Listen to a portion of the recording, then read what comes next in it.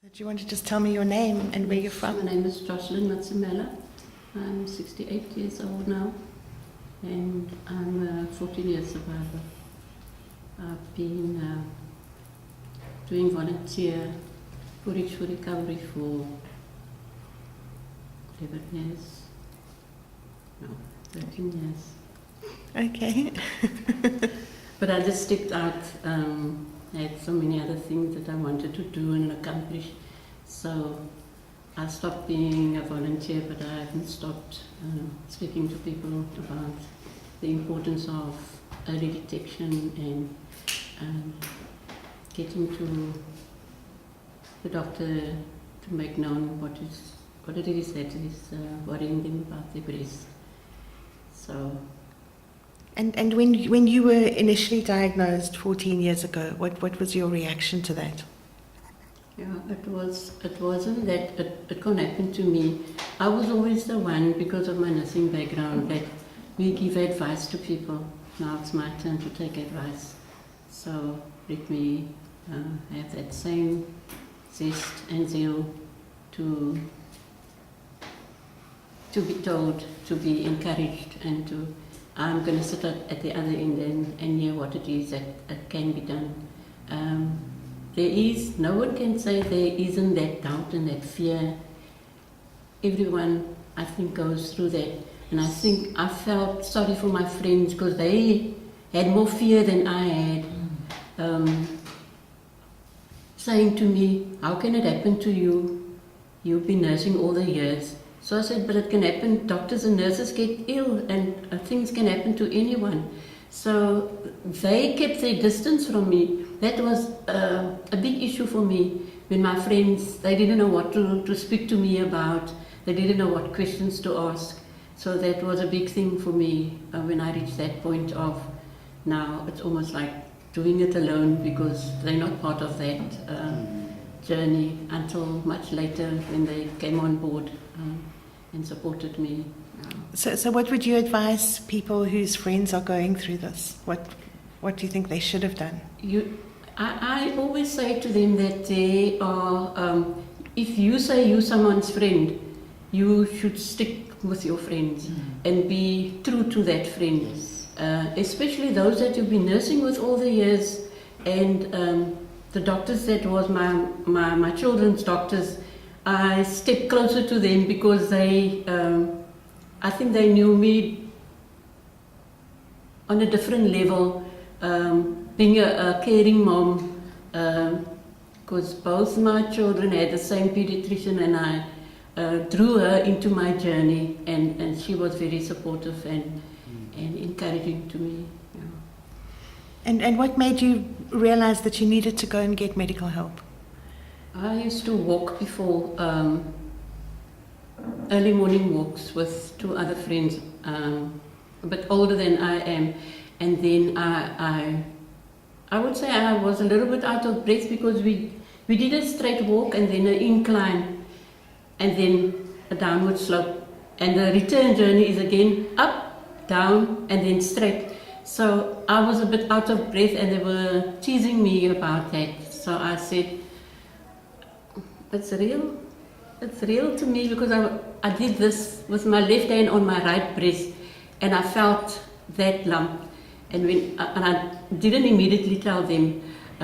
So I went home and stood in front of the mirror because I felt the lump. It was, in fact, I could see the lump without putting my hand, but when I put my hand to the breast, I felt that lump, and then I looked at the breast, and it had that. I think you call it like the orange peel? Yes. That, it had that. So it's almost like the lump drew that breast down. And the following day I went to the day hospital to go and see a doctor, and she examined me and immediately gave me a covering letter, made the appointment over the telephone, and it was like 3 days time I had my appointment, because I think the clinic was on a Friday morning, and I just wanted to get it sorted out as soon as I could possibly can, and I don't regret that. So what kind of treatment did you have? I had a mastectomy, right mastectomy, and then following that I had chemo between June and August, 2 weekly chemo. But my biggest thing was when I was diagnosed, the doctor said there wasn't a bed at Grootskei. And I said, can you find another hospital where I can have it done as soon as possible? So they found Somerset Hospital and they booked me. I wasn't going to wait. They wanted me to wait for 3 more weeks. I said, I just want to get it over and done with so that I can have a quality life. Mm. And then, is there anything else you want to add? Any message to anybody? Or I think it's important that you share your journey with your friends and your family. Because at that time I had my youngest one just starting high school, and that age I have a lot of memories about her fears that she had. So I surrounded myself with those that would support my children, and because I'm a widow, and my children had the fear because their dad died when they were young, 12, 9, and the little one was 1 year and 3 months. So they had the fear of going to lose their moms. And I said to them, this is not going to happen. I'm going to find treatment, I'm going to have it sorted out, and I will live my quality life. But that didn't deter the middle one, moved out of the house at age 22 when I received my chemo. I made the room dark and like drawing the curtains, and he had the fear of his life. He moved out. He was doing a chef's course at the time, and then he had, I think I felt sorry for him. He was the one that was also fearful when his dad died. Lots of things he had to go through, not understanding what is happening. And so he was the one that moved out when my eldest son was in prison. So he didn't know about this thing. So they went through different phases of their relationship with me and not knowing. So the eldest one was only told after the surgery that I had breast cancer, and it wasn't for me, it didn't hold me back from telling him, because I think I was harsh with him, saying, you didn't find permission to do what you did to land you where you are now. So leave me to let me sort out my life. So throughout my journey, I was liaising with him, writing him letters of encouragement. You still need to sort out your life. I'm sorting out my life. But my most important thing was my youngest one. I had to move her out of home before the surgery. She lived quite a distance away. I lived in the Surrey Estate area, it's close to Heideveld. So I moved her from there to Heathfield, where I had friends that could put her on a journey to school and take care of her until I was discharged from hospital. And then I felt at ease when I knew. So the house was just locked up and nobody there until I was discharged for 5 days later. So I don't regret anything at all. Things had to happen the way it did with me.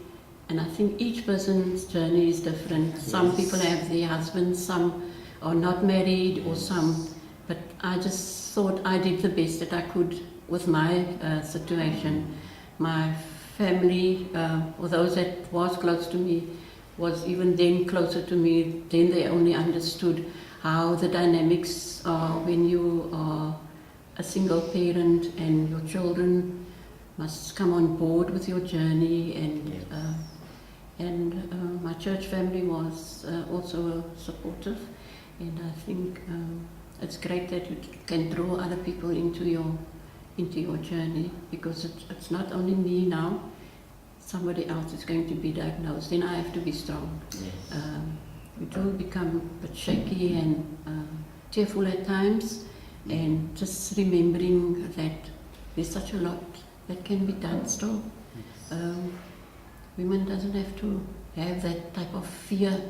It's ungrounded fear. It's the fear of the unknown. But I think we can hold one another's hands and do this journey. That's great. I appreciate having the opportunity to share my story.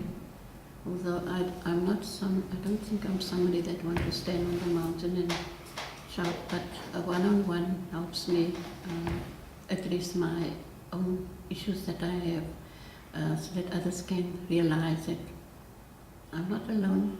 You will never be alone. You don't have to be alone.